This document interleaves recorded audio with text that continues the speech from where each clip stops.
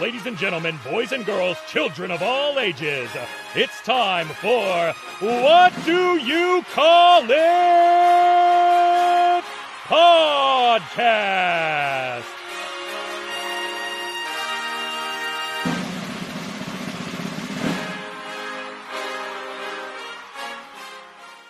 Hello, everyone. Welcome to another episode of What Do You Call It? Podcast. I'm definitely not re-recording this intro. Please give it up for my guest, Shawna Reed. She's a daughter of 1,000 maniacs, not mechanics, pretty little psycho, trained by Cody Hawk, and my best friend, Dustin Rhodes. I will explain that later on as we talk. So basically, I have to ask, and I won't go into too much about it because it is a bit of a downer, but I have to ask, because you've been wrestling for a good few years now, what was it like for you to wrestle in a pandemic? It was hard because a lot of, the places shut down. So there wasn't a lot of wrestling around, and a lot of the states were even super strict with you even training. So it was even really hard to get into a ring. I'm kind of spoiled, and my fiance owns a ring, so we would sneak in and, still continue to do cardio and train while everybody else was still locked down. So that was okay. Yeah. But with the fact that, everything shutting down and there wasn't a lot of wrestling. And then when there was wrestling, there was you were allowed 15% capacity. So they wouldn't book you because, you charged money. So that sucked. So yeah, the whole pandemic really bit wrestling in the ass. It did. I think that's why everyone enjoyed AEW on Sunday. It was just a live crowd. I miss it. I genuinely did want to cry. I can imagine you as a performer, just I can't wait. But obviously, where you've still slowly been getting back into it. But what about meeting fans and stuff with masks? Has that been a bit unusual? You just actually, I prefer this. Normally, their breath stinks. I'm joking, listeners. I'm joking. Yeah, no.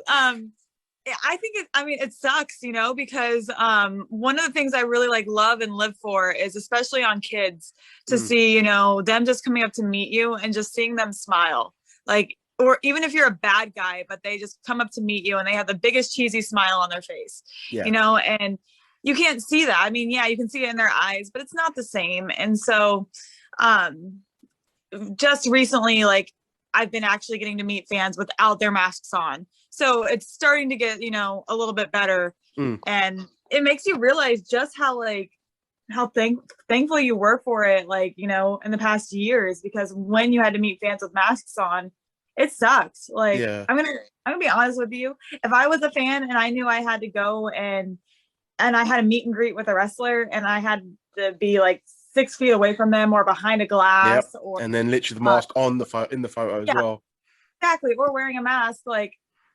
This was gonna sound horrible, but I wouldn't have paid to do it because, it's not the same to me. But I'm happy it's starting to go back to the way it was ish. So we'll see. It's just interesting to hear, what it's like wrestling pandemic, meeting fans. But as a fan myself, I'm generally happy normality is coming back. But that's good. One thing I have to ask, as I'm in the UK, England, if anyone wants to know, and I know you have wrestled in the UK. What's it been like? And I just want to know what have been some of your favourite things about the UK, or do you actually not like it? Love the UK. I am such I love it. And I was so upset because the year the pandemic happened, I was booked in the UK twice. And then I was also booked in Ireland that whole year, throughout the year. So I was so freaking bummed that I didn't get to do those things. But I'm such a history nerd. And just UK has so much about hello, my dog.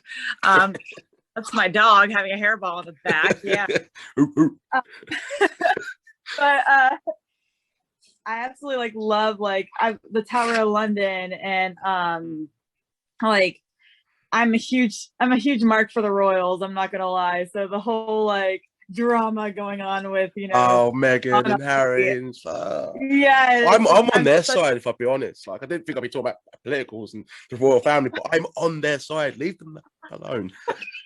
I'm such a mark for all that. I love everything about like the Royals. I love like listening to like the drama, but I also love like listening to like just keeping up with their lives. I like totally stuff on Instagram and stuff. So it's like I love everything about it over there, and I'm so ready to go back. Even if it's not for wrestling, I will be going back to like be a tourist. Oh, I like that. I like that. Thumbs up for the UK. Nice. Yeah. Sometimes, like, if they ask a wrestler about England, they'll be like, oh, that's all right. Weather's a bit terrible and they haven't really got really great options for food, but you've just been praising it. So the listeners, well, I hate UK based. So. It is bad. No. I went there in December for the first time ever when I went there, but then like I got booked there in June. I'm like, okay, then this one it'll be warmer. I go there in June and I had packed like shorts and stuff, and it was the exact same weather except like in December. What the hell? That sounds about right. So taking it back to the beginning, rewind the clocks a little bit. When did you start watching wrestling, and who were your favorites growing up? Because I'm going to assume, because I have heard you people say that you like wrestling from a young age. So I just want to know a bit more in detail what got you into it, if you remember. Yeah. So I think I was about 8 or 9 years old when I really first discovered it, because I lived in like a very kind of like, I don't want to say it was super strict household, but it was a pretty, decently, my parents were very protective. Yeah. And so me and my brother would always fight over the PS2. And he would always want to play like Smackdown versus Raw 2007. And if I wanted to play during his time, like his hour that he had or whatever, I had to play what he wanted to play. And so I would play that, and my brother would like quiz me, on the wrestlers that showed up in between the matches while it was loading. And I would, they went on forever, by the way, those loading screens. I used to kept seeing like Batista. So I get it, like right. Mine was, I'm not gonna lie, the first one I memorized was Chris Benoit. Like, and I'll still remember that to that day. I mean, it's a touchy subject, but but so then I kind of got into it through the video games, and then I didn't realize this was an actual like real life show in real life. And then when I found out it was a real life show in real life, I started watching it with my brother, and we kind of really got into it. My mom would never allow us to go to any live events. She would buy us like, the DVDs and shirts, but she wouldn't allow us to go to any live events, especially with me, because like most parents, they don't think girls should be wrestlers. I'm very thankful now. My mom and my dad are my biggest supporters now. They come to every show. So I was going to ask, what was their, because now you mentioned it, but I think you've just answered. I was going to ask, what was their reaction to when you basically told them, I want to be a pro wrestler? And they're like, no, you don't. Yeah. They're like, not in my household. So the second like I got out of their household, I started training. And but like I said at the very beginning, they hated it. My dad wouldn't come watch me for 2 years. It took about 2 years for my dad to come watch me. And then like the crazy thing is his father, who lives in Indiana, would come and watch me. His brothers would come watch me, but he would never come watch me. I still remember this day going out to the ring and looking out in the crowd and seeing him out there and like almost start bawling right then and there. But like, I mean, now like I said, my parents are like the biggest supporters I like have. My mom travels with me a lot now, they go to almost we have a Friday night show every week, and they almost go to every single one of those. So it's definitely changed, and I'm super happy about wrestling that they hated, like absolutely hated, didn't want it in the household unless you were playing it on video game, watching a DVD. But don't go ever watch it. Don't become it. What is it that they really genuinely hated? Well, the crazy thing was, which shocked me, because me and my dad, that's how we bonded. We bonded over playing the wrestling video games. We bonded, like there was a few years that me and him didn't talk. Like we actually like really butted heads. But whenever we played wrestling or watched wrestling, we got along. So I thought, joining wrestling would be a huge thing for me and him. But I mean, that didn't turn out the way at the beginning. Yeah. And then, my mom is just very, old school mom, like girls aren't supposed to be doing this kind of situation. And so she didn't like it at all. And, I guarantee, I don't have kids, but I guarantee, going and watching, your daughter, your little girl, your little boy go get, thrown around and all that. It's hard. And, maybe when I do have kids, it might be their different point of view, sort of. Yeah. But like, I think I also understand because I'm in the business, it's a little different. Yeah. But, so I get their perspective too at the beginning, but now they, they're like Mama Bear and Papa Bear in the locker room, like everything. So they've opened up with it. So, and they realize it's not a phase for me. I'm not quitting. I'm going through like completely to hopefully make this a job so I don't have to do my shoot job anymore. So pretty much now behind it. That's awesome. I like to hear that. That's pretty good. I like that shoot job because that did make me laugh in the email, but I won't go into much detail about that, but that popped me. But so what actually made you want to become a pro wrestler? I know you talk about your family and you talk about playing the games with your brother, but what actually made you, I actually want to do this for a living? And where is it that you actually began your training? Well, whenever someone asks me that, I really tell them it's a geeky childhood dream of mine, I got into it by the video games, by all that. But then I when I really started watching it, I used to write books and stuff like that. So I'm a huge storyteller. And then, when I started watching it as I got older, I'm like, oh my gosh, I'm like, actually, instead of watching the matches, I'm actually following a story. And I became a huge mark for that. And, but when I wanted to, and I realized I wanted to do it when I was young, I was obsessed with, The Undertaker. I was obsessed with Kane and Shawn Michaels. And when I say I was obsessed with those three, they were like my freaking ride or die heroes. I would have, and then, we all go through those years where we back off of wrestling a little bit. And I remember when I left my parents' house, I legit, that first night in my condo, I literally was by myself. I was like, I'm just gonna, for shits and giggles, see what WWE's doing nowadays. And I did, and I became addicted again. And that's when I became addicted to Dean Ambrose and AJ Lee. And those two were the main two that literally I'm like, I remember I wanted to do this when I was a kid. Yeah. I left it, went to college, got, all that situated. But now here's that little fire in me again. This is what I'm meant to be doing. And so then, I started training with a trainer that really screwed me over. And then, but he did mention the name Cody Hawk. And so I contacted Cody, and because he trained Dean Ambrose. I'm in Cincinnati. Dean's from Cincinnati. So I was like, do you train girls? And he was like, yes. And I started the next week. And so I've kind of been there ever since. And I'm still going there today.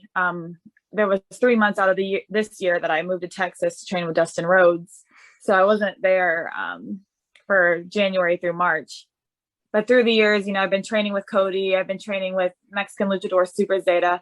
But he passed away 2 years ago. So that hit. But so, yeah, training with Cody Hawk, Super Zeta, and Dustin Rhodes has pretty much made my journey really start. So can't ask for better coaches, to be fair. And didn't train trampoline, you train professionally, so you're in the right direction with that one. What is Dustin Rhodes like as a coach, by the way? I will follow up with why I said best friend, but I want to hear, because this podcast is about you. But what is he like as a coach? So when I first walked in there, I was intimidated as hell. I was like, oh my God, this is about to start happening. But he is so funny and instead of those training facilities where they run you to the ground, he doesn't do that, which I was kind of shocked for, because I've done seminars and all this stuff. You walk in there and they freaking try to break you and make you not be able to walk. Dustin didn't do that, because I was the only one really. I mean, there was a few of us, but I've been in it 5 years prior to going to Dustin. Yeah. So I was really that's already been actually trained. So a lot of these, most 98% of the class, this was their day one in a ring. And so he really was really patient and explain to people like why this works, how this works, what's the safe way to make this work. And then the psychology behind it. It wasn't, hey, run the ropes for 15 minutes straight, go puke, come back, take 20 bumps, go puke. You know, it wasn't that. And I was really, really fortunate about that, because I was really going, because the whole pandemic situation last year, I felt like I was at a standstill. I was very much, maybe I should start over. I've been seeing my friends get like that bigger push and, you know, going on and doing bigger things. And here I am still like, what am I doing? Like, what am I doing wrong? Maybe I need to reinvent myself a little bit. Yeah. And going there, I was really going to pretty much start from the ground up and restart. And he really worked with me on like my assertiveness and like my aggression. And it was really cool, like me as a little Mark child inside, that I was like he would do all the moves to me to show the people, to show the classmates, you know, I would be his like little like test dummy and stuff like that. I'm like, I'm cool with this, because my little Mark self inside is like, Dustin Rhodes is freaking giving me a suplex, you know? Like, yeah, just got clotheslined by Goldust, guessing. Right. So that was just, I'm still like, you know, I think back on that, like he gave me his finisher, he did like all this stuff, you know, and I'm just like, yeah. So no, he's an amazing trainer, and it's one of the best decisions I ever made. So I'm really happy with it. He's just like wine, like fine wine. Like, he's just got better of age. And when I say best friend, I wasn't being sarcastic. Basically, I'm blocked by him on Twitter for tweeting out Black Reigns from like 7 years ago. But I didn't know that it was because like he actually had like, when he was doing the gimmick in TNA, that wasn't sort of his best and brightest times. And I didn't know that time. I was just being an absolute mark and trying to be funny, like, oh yeah, Black Reigns, blocked. And then I'm like, I'm reading up on it and I've listened to his interviews, like, oh, right, yeah, I deserve that. But actually, I'm a big fan of him. Like, I was actually going to go meet him when he came to UK, but I had a holiday booked at the same time. So I was like, fuck. But yeah, no, he sounds like a great coach. And he's always wanted to help, people that aren't sort of, where he is, but he's good. He's good. One thing you have mentioned with Dean Ambrose, now known as Jon Moxley, being a favourite, and you have worked in AEW. Did you get to tell him that you're a big fan of him growing up? Well, basically, he's the reason why you got into it. Kind of, but the thing is, my fiance actually trained Mox. Mm-hmm. So we have actually gone out to dinner and a few times with him, like hung out with him. Okay. And I'm like, I've gone out drinking with him a few times, and he knows my fiance really well, but he doesn't really know me. I'm not trying to get all up like, oh my God. Hi. Can you sign this? Like, what's your exactly.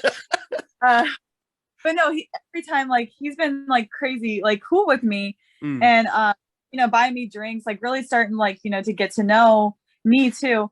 And whenever I've done my WWE backstage stuff, and now AEW, my fiance would text him and be like, hey, my girl's going to be there. Will you watch out for her? And he does, he makes sure I'm good. He makes sure I'm okay. Mm-hmm. I saw him for a split second at AEW because I had 2 matches. So I didn't get to go up and say hi to him.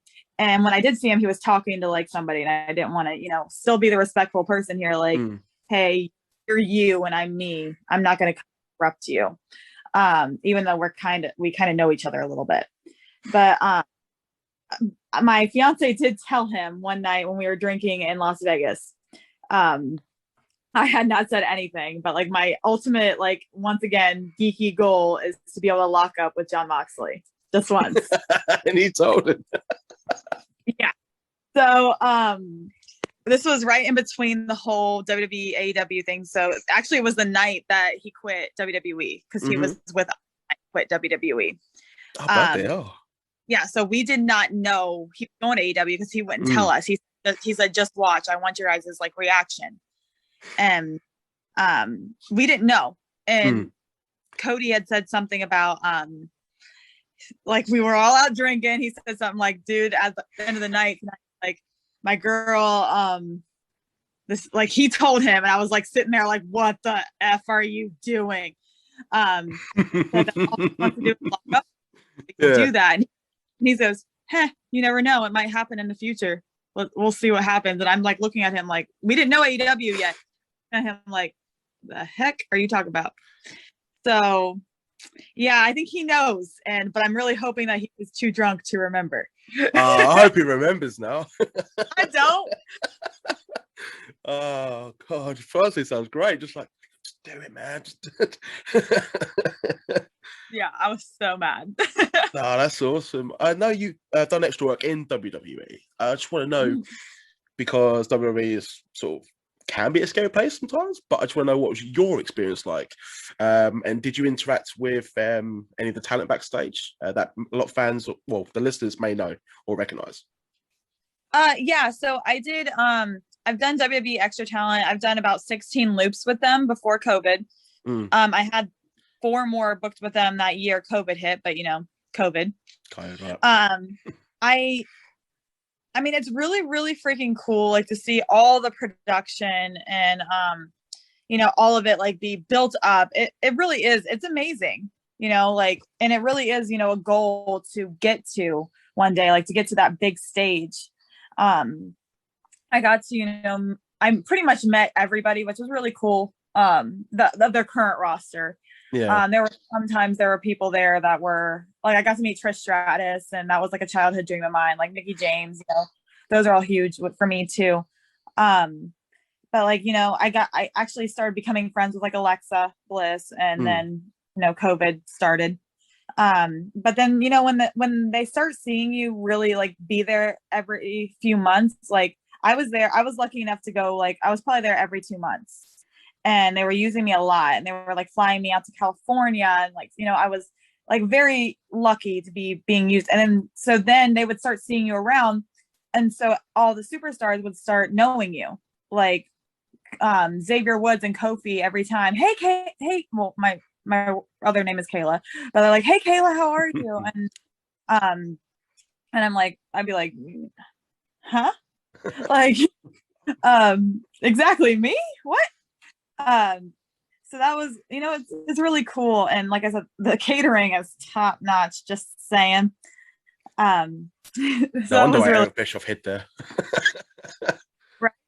And it's kind of surreal, like when the show's going on, if you don't have a spot, like if you've already done your spot for the day or done something, and you're sitting back there and catering, they have a big TV that you can watch the show on while you're back there while it's going on.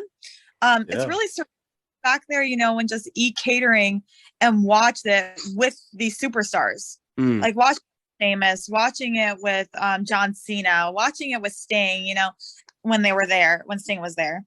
I have a really like funny story with John Cena. Tell, reveal, please. So I was going through the security to come in, and it's just a small table or whatever, and they decided they wanted to go through my whole bag, and I'm like, really? And so they're opening up my bag, going through everything.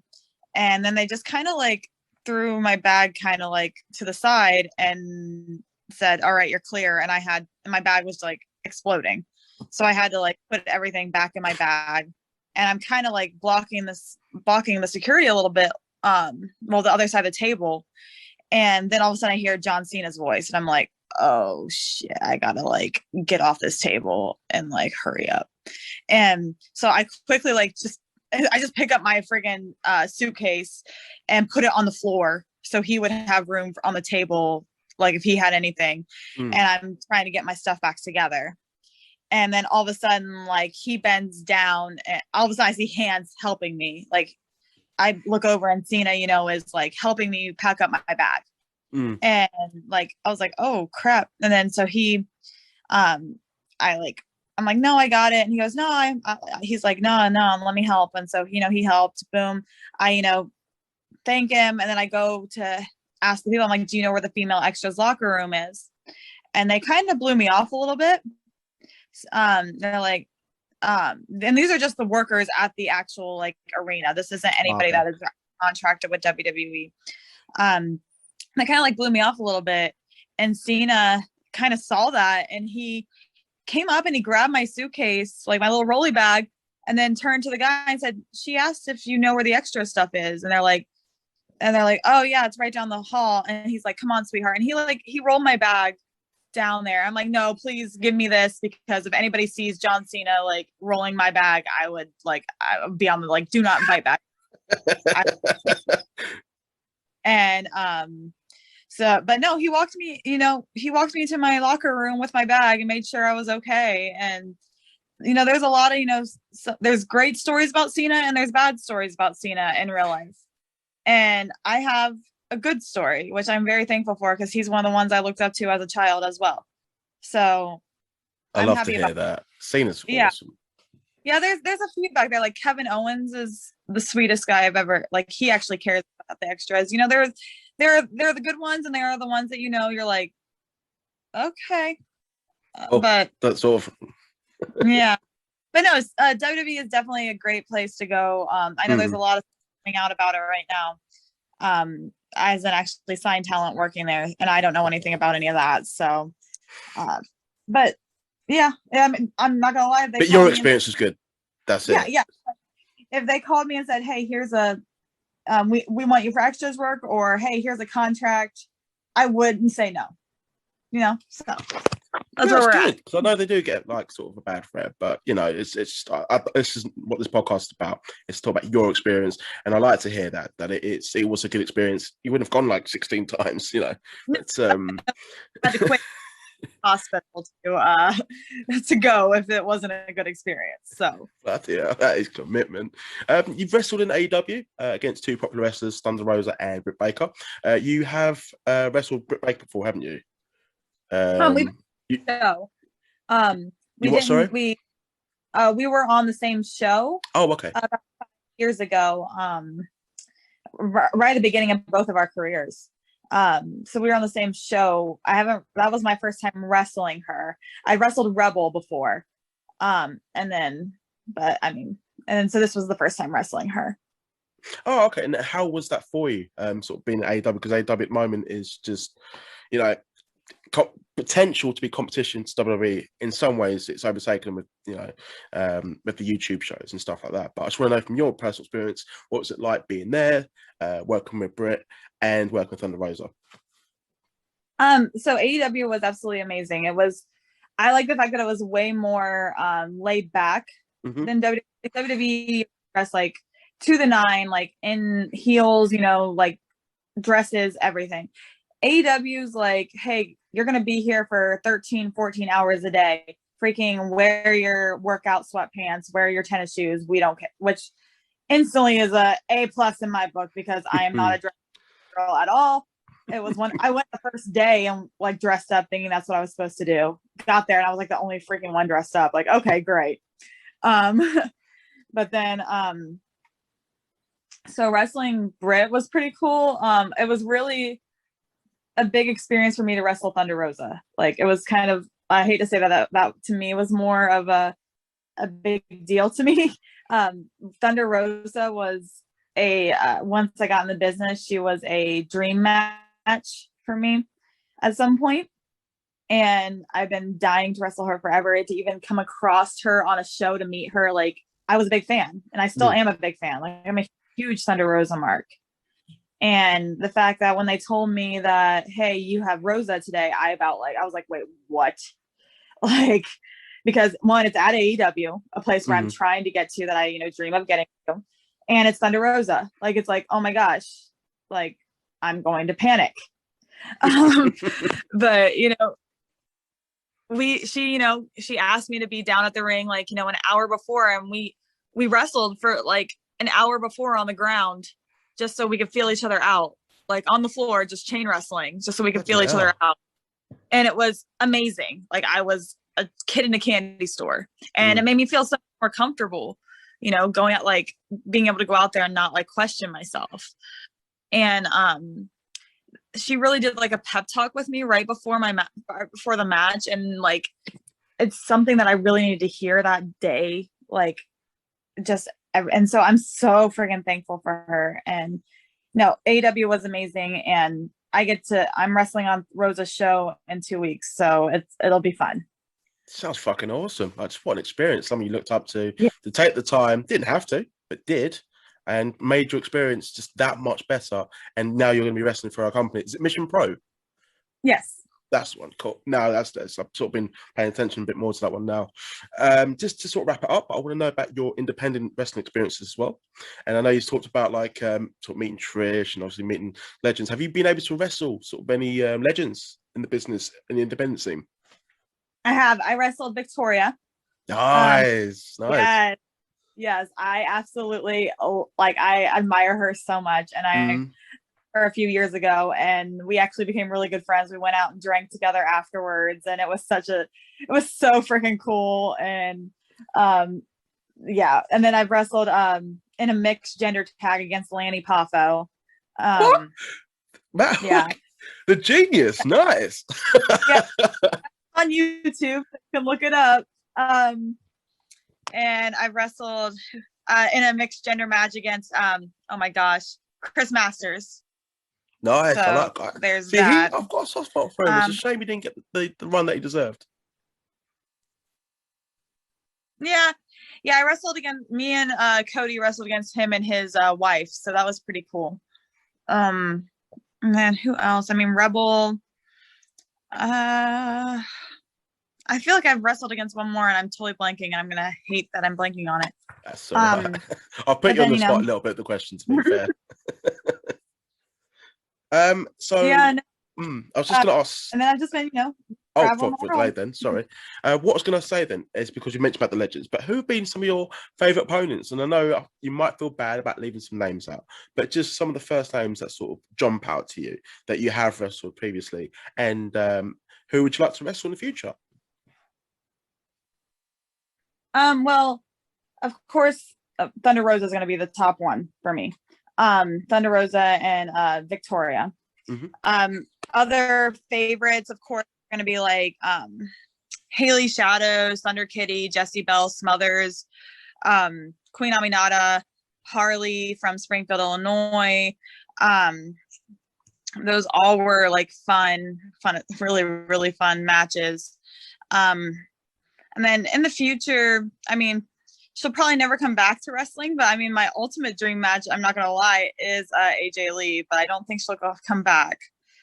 But if she ever did, fight to get on that no matter what.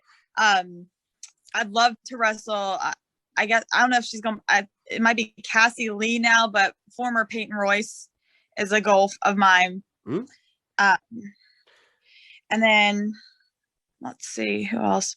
I guess favorite opponents too. I got to mention, he's technically my tag team partner now, but Scotty Amos. I do a lot of mixed gender matches. So men wise, Scotty Amos, Ryan Michaels, Matt Taylor. A few of those are great opponents that I've had. They're awesome and fun to work with. But yeah, so AJ Lee, Cassie Lee, or formerly known as Peyton Royce.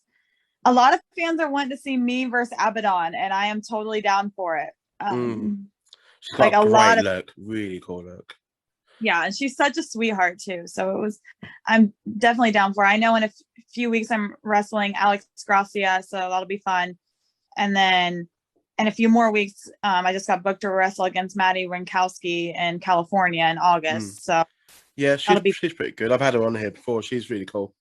She is really nice. Yeah, I've met her a few times, so it'll be fun. So, and whoever, wants to step in the ring or, they put me again, I'm looking forward to. So you got your goals set. You sort of, it sounds like you know what you're doing. And you got sort of, you still, basically by the sounds of it, and with everything we've all gone through in the last, 18 months or so, literally the future's looking bright for you. So that's awesome. Thank you for coming on today. Where can fans find you on social media? They can find me on Instagram. It's Shawna_Reed. You can find me on Facebook. I have a like page. I also have a personal Shawna Reed page. They're both just Shawna Reed. I think my first one is starting to rack up there and the friends thing. So you might want to just do the like page because I put the exact same things on there that I post on my personal. Okay, so they're not missing out then. No. And then Shawna Reed 93 is on Twitter. I'm on TikTok and all that fun stuff. So you'll see all those wonderful, fun links on any of those things you follow me on. So if you want merch or anything like that, just message me, because I don't have a pro wrestling tees or anything like that. I just mail it out myself. So just DM me and then we can make things happen. Right. I'll put all those details down in the description below.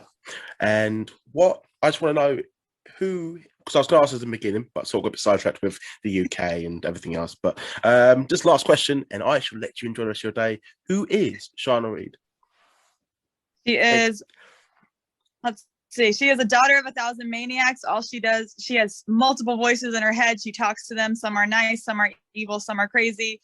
And she doesn't care if you're a man, woman, bear, anything. She'll fight you to the death. But she's made a great guest, and that's the main thing. But thank you for your time. I have enjoyed this. It's been good. Sorry if my background's been distracting for anyone that is watching this. I'm trying to be different. If you don't like The Office, go watch it and give it another go. And if you don't want to watch it all, do one.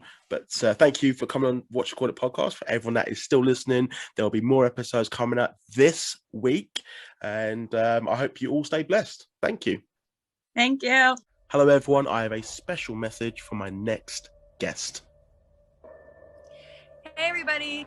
I'm Shawna Reed, and I'm going to be appearing on What Do You Call It podcast. You heard.